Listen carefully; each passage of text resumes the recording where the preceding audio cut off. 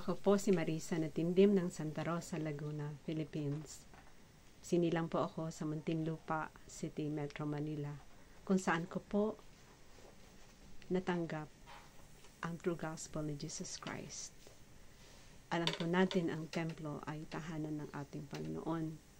Kung kaya po ako po ay na-excite noong panahon na yon na napag-alaman ko na magkakaroon ng kauna-unahang templo dito sa Pilipinas.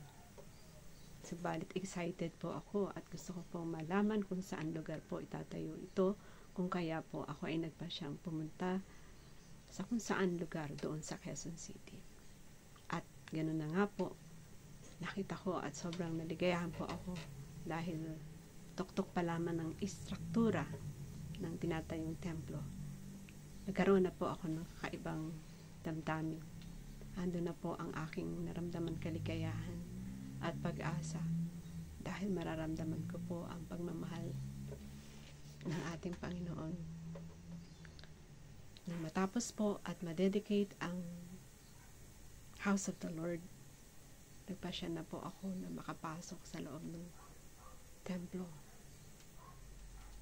At sa aking pong pagpasok, ganoon na nga po talaga na may kaligayahan at kapayapaan, katahimikan sa loob ng templo. Lalo na po nung magkaroon na po ako ng own endowment at matanggap ito at makipagtipan sa ating Panginoon.